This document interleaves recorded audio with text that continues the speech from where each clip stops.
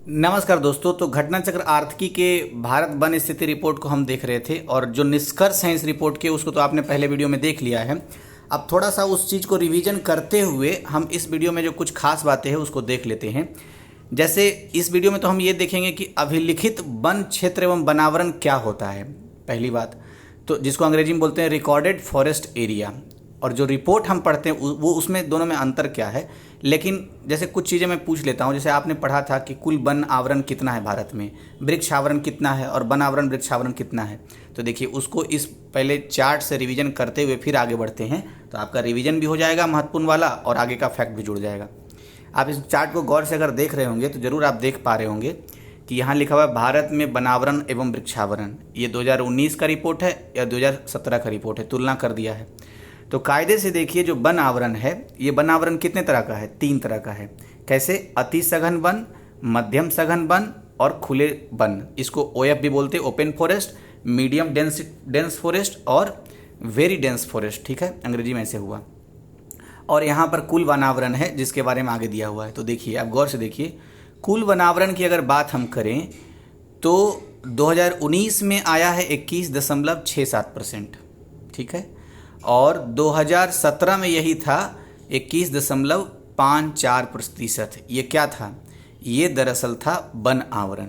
ठीक है, इसका मतलब क्या हुआ? अगर आप गौर से देख के ऑब्जर्वेशन कर रहे होंगे तो आपको ये बात पता चल गया होगा कि 2017 की तुलना में 2019 में जो रिपोर्ट आया है उसमें वृद्धि हुई है, क्योंकि 21.54 है उधर और 21.67 है।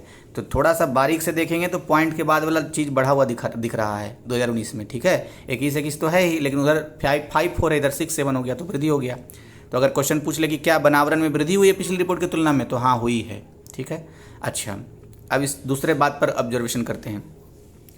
यहाँ देखिए ये है वृक्षावरण, वो तो कुल वनावरण देखे थे। तो वृक्षावरण में अगर आप गौर से देखेंगे तो 2019 का जो रिपोर्ट है उसके हिसाब से वृक्ष आवरण जो है वो 2.89 है, यानी कि 2.89% है। ठीक है, भौगोलिक क्षेत्र का प्रतिशत है, भारत के भौगोलिक क्षेत्र का। 2017 में जो रिपोर्ट आया था उसमें 2.85% आया था।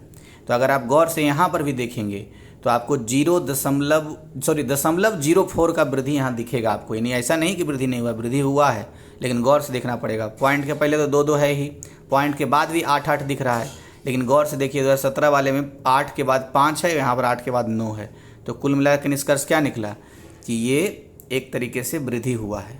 तो बस इतना पूछ ले कि वृक्षावरण में वृद्धि हुई है, हाँ हुई है। कितना? तो कितना नहीं भी याद रहे कोई बात नहीं, लेकिन अगर याद रहना, अगर फैक्ट बता दूं मैं आपको तो 0.04%। ठीक है, 0.04% ऐसे करके। अब देखिए एक ऑब्जर्वेशन और कर लीजिए थोड़ा सा। कायदे से अगर आप देखेंगे तो कुल वनावरण और वृक्षावरण वाली बात है, तो देखिए यहाँ पर 24.56% है। मैंने कहा था कि लगभग 24.5% के आसपास याद रखा जाना चाहिए। अब 2017 की रिपोर्ट में देखेंगे तो पॉइंट के पहले देखेंगे जल्दी तो लगेगा अरे वही तो है, 24 लिखा हुआ है, लेकिन नहीं। देखिए गौर से पॉइंट के बाद 39 यहाँ पर है, यहाँ पर 56 है। तो क्या अगर आपसे पूछा जाए कि कुल वनावरण एवं वृक्षावरण में पिछले रिपोर्ट की तुलना में 2019 की जो 16वीं रिपोर्ट आई है भारत वन स्थिति रिपोर्ट का, तो क्या वृद्धि हुआ है या कमी हुआ है? तो मुझे पक्का उम्मीद है आप बोलेंगे कि वृद्धि हुआ है। ठीक है, तो वन आवरण में भी वृद्धि, वृक्षावरण में भी वृद्धि, कुल वनावरण और वृक्षावरण में भी वृद्धि ही दर्ज की गई है। ठीक है, ये बात क्लियर हो गई।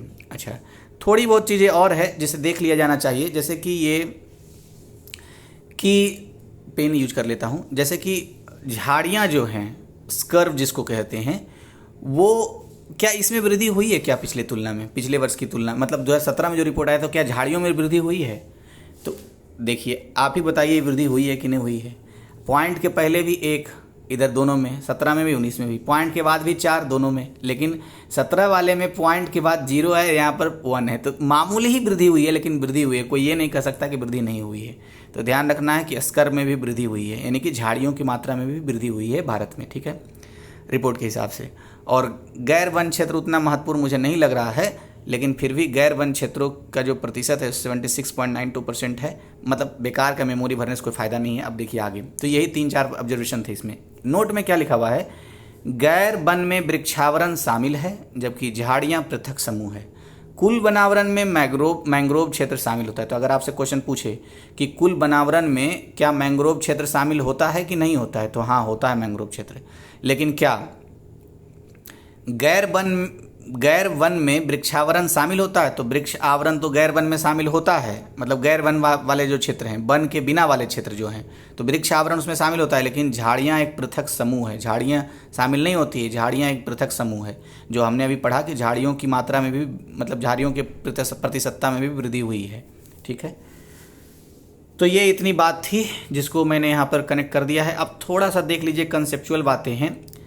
तो इसमें सबसे पहला बात यह है कि अभिलिखित वन क्षेत्र एवं वनावरण क्या होता है, यानी रिकॉर्डेड फॉरेस्ट एरिया क्या होता है और फॉरेस्ट क्या, मतलब फॉरेस्ट कवर क्या होता है। तो देखिए, अभिलिखित जो वन होते हैं ना, वो सरकार के नज़र में वो होते हैं जैसे कि जो रिकॉर्डेड हैं, सरकारी रिकॉर्ड में वन के रूप में अभिलिखित समस्त भौगोलिक क्षेत्र शामिल होता है, चाहे उसमें वनावरण वृक्षावरण हो या नहीं हो, वन आवरण हो वृक्षावरण हो या ना हो, लेकिन सरकार ने चूंकि मान रखा है कि ये वन वाला एरिया है, तो वन वाला एरिया के अंतर्गत वो रिकॉर्डेड एरिया में आता है।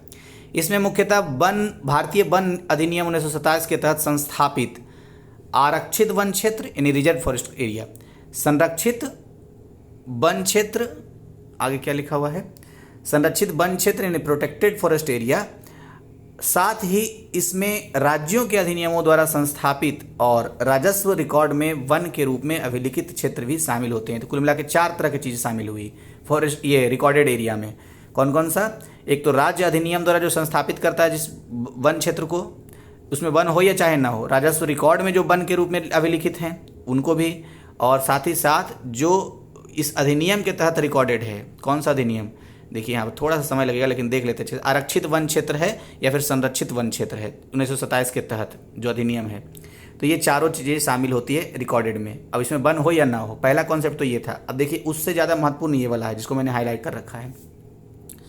दूसरी ओर भारत वन स्थिति रिपोर्ट यानी ISFR में प्रयुक्त वन आवरण यानी फॉरेस्ट कवर क्षेत्र के तहत 1 हेक्टेयर से अधिक क्षेत्रफल वाले ऐसे समस्त भौगोलिक क्षेत्र को शामिल किया जाता है जहां क्या 10% से अधिक होना चाहिए सर, जहां वृक्ष छत्र घनत्व यानी कि ट्री कैनोपी डेंसिटी 10% से अधिक हो। तो अगर आपसे पूछ ले कि कौन सा जो एरिया है वो वन आवरण के यानी फॉरेस्ट कवर के तहत काउंट किया जाता है, तो वैसा क्षेत्र जहां वृक्ष छत्र घनत्व यानी ट्री कैनोपी डेंसिटी 10% से अधिक हो, उसे ही हम वन मतलब फॉरेस्ट कवर एरिया में शामिल करते हैं।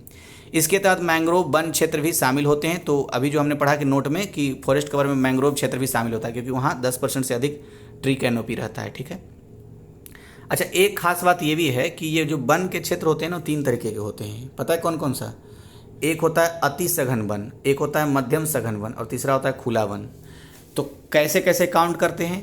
तो जहाँ वृक्ष छत्र घनत्व 70% से ज़्यादा होगा उसको अति सघन में मानेंगे, जहाँ वृक्ष छत्र घनत्व 40 से 70% के होगा उसको हम मध्यम श्रेणी में मानेंगे, और जहाँ वृक्ष छत्र घनत्व 10 से 40% के बीच होगा उसको हम खुले वन क्षेत्र के अंतर्गत मानेंगे।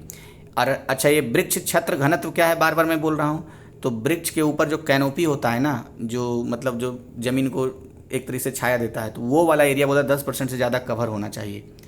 अच्छा अब आगे क्या है, इसमें थोड़ा सा पॉइंट और है एक।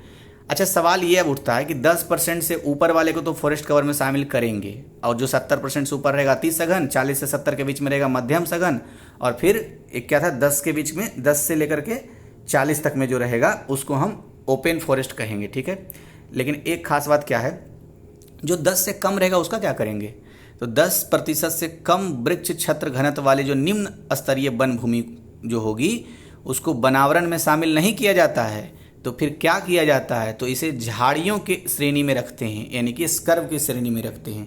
तो यहीं से क्वेश्चन बन सकता है कि पहले तो फैक्ट ये था झाड़ी के बारे में कि पिछले वर्ष की तुलना में इस वर्ष झाड़ियों में मामूली वृद्धि सही लेकिन वृद्धि हुई है, और दूसरा कि जहाँ 10% से कम वृक्ष छत्र घनत्व होता है उसी एरिया को वृक्ष ये झाड़ी के अंतर्गत रखते हैं। ठीक है, ISFR रिपोर्ट 2019 के अनुसार देश में झाड़ियों का क्षेत्रफल 46,297 यानी 46,297 किलोमीटर स्क्वायर है, जो कि कुल भौगोलिक क्षेत्रफल का 1.41% है। अब आपको इस डेटा से याद आ रहा है कि 2017 वाले में यही था 1.40, हाँ, और अभी 2019 में क्या आ गया 1.41 यानी कि वृद्धि हुई है। ठीक है, तो यही बात था। इस वीडियो में इतना तक रहने देते हैं, लेकिन इसमें जो मेन अभिलिखित वन रिकॉर्डेड है उसको देख लेते हैं थोड़ा क्या है, मतलब कि रिकॉर्डेड फॉरेस्ट एरिया क्या है। तो गौर से देखिए, पहले तो आप देख लीजिए कि यूपी वाला में क्या है भाई, क्योंकि यूपी का एग्जाम देना है। तो देखिए यूपी में कुल भौगोलिक क्षेत्रफल का 6.88% क्या है, रिकॉर्डेड फॉरेस्ट एरिया है। वन है या नहीं है एक अलग मामला है, इससे ज़्यादा भी हो सकता है, कम भी हो सकता है, लेकिन अगर पूछे रिकॉर्डेड फॉरेस्ट एरिया कितना है, अभिलिखित वन क्षेत्र कितने हैं, तो 6.88। ठीक है, तो चूंकि यूपी का एग्जाम दे रहे हैं तो ये महत्वपूर्ण है। अगर आप में से बहुत सारे लोग बिहार के एग्जाम देंगे तो बिहार वाला भी देख लेते हैं एक बार। 7.30% भौगोलिक क्षेत्रफल का इतना जो है ये क्या है, अभिलिखित एक तरीके से वन एरिया है, मतलब कि अभिलिखित वन क्षेत्र है ये। ठीक है, अच्छा ये तो हो गया बिहार और यूपी का। अब कुल देख लेते हैं, इसी तरीके से और अन्य भी एग्जाम देना है तो ऐसे ही आप विश्लेषण कर सकते हैं, लेकिन अगर मान लीजिए कुल देखना है तो देखिए पूरे एरिया का 23.34% क्या है, अभिलिखित वन क्षेत्र है। तो सवाल उठता है कि हमारा फिर लक्ष्य भी तो है 33.33%, तो इतना कम क्यों है? तो इतना कम है, लक्ष्य है, आगे प्रयासरत है हम लोग, उतना पहुँचना है हमें। देखिए बस ये याद रखना है कि कुल जो अभिलिखित क्षेत्र है वो 23.34%, 23.34%। अब इसमें देखिए महत्वपूर्ण कुछ बातें हैं, मैं बोल रहा हूँ एकदम यूपीएससी टाइप है। इसमें बातें क्या है, देखिए लिखा हुआ है कि पाकिस्तान एवं चीन के अवैध कब्जे वाला क्षेत्र जो LOC से बाहर स्थित है भी शामिल किए गए हैं। तो ये रिपोर्ट में ऐसा नहीं है कि जो पाकिस्तान और चीन में जो अवैध कब्जा वाला एरिया है उसको शामिल नहीं किया गया है, उसको भी शामिल किया गया इस रिपोर्ट में। राज्य में क्षेत्रफल की दृष्टि से सर्वाधिक अभिलिखित वन वाले क्षेत्रों की अगर बात करें तो ये भी ऑब्जर्वेशन का एक तरीका होता है। तो सबसे ज़्यादा अभिलिखित वन क्षेत्र मध्य प्रदेश में है, उसके बाद महाराष्ट्र में है, उसके बाद उड़ीसा में है, उसके बाद छत्तीसगढ़ में है, उसके बाद अरुणाचल प्रदेश में है। तो MP वाला जो है उसे हम जरूर देख लेंगे यहाँ पे कि देखिए MP में सबसे ज़्यादा रिकॉर्डेड क्षेत्र है मध्य प्रदेश। मध्य प्रदेश कहाँ पर है? मध्य प्रदेश आपको इसी रिकॉर्ड में देखिए यहाँ पर है, कायदे से मैं पेन का यूज करता हूँ। ये देखिए मध्य प्रदेश वाला एरिया ये इधर आ रहा है, 30.72% है अभिलिखित क्षेत्र। ठीक है, तो सबसे ज़्यादा अभिलिखित क्षेत्र यही है। अच्छा, तो ये तो राज्यों की श्रेणी में हो गया। अब कुछ आना चाहिए राज्य या संघ क्षेत्रों में, ये मात्रा की दृष्टि से था एक तरीके से भौगोलिक क्षेत्रफल, और प्रतिशतता की दृष्टि से अगर पूछे प्रतिशत में सबसे ज़्यादा किस में है, मतलब जितना उस राज्य का एरिया है उस राज्य में प्रतिशत ज़्यादा है, तो वो अंडमान निकोबार में जो है सबसे ज़्यादा है प्रतिशत के मामले में। उसके बाद फिर सिक्किम का नाम आता है, मणिपुर का, उत्तराखंड का, हिमाचल प्रदेश का, अरुणाचल प्रदेश का भी आता है। न्यूनतम अगर बात करें तो न्यूनतम सबसे कम परसेंटेज वाला जो एरिया है वो है आपका लक्षद्वीप, पुडुचेरी, हरियाणा, पंजाब और दिल्ली, या उत्तर प्रदेश को आता है यहाँ पर न्यूनतम वाले में। ठीक है, प्रतिशतता के मामले में न्यूनतम वाले में एक चीज़ हमने यहाँ पर छोड़ दिया, वो ये छोड़ा था कि क्षेत्रफल के मामले में न्यूनतम कौन कौन सा राज्य है। तो सबसे कम गोवा में, फिर हरियाणा में, फिर पंजाब में, फिर मिजोरम में, फिर सिक्किम में। तो ये क्षेत्रफल की दृष्टि से था। ठीक है, तो ये सारी बातें थी, महत्वपूर्ण बातें जो है वो तो समझ में आ ही गया होगा। अब 1-2 वीडियो और आएगा और लास्ट में जो यूपी से संबंधित आएगा उसको जरूर देख लीजिएगा, इसको बढ़ा के वैसे आप देख लीजिए। तो थैंक यू आपको।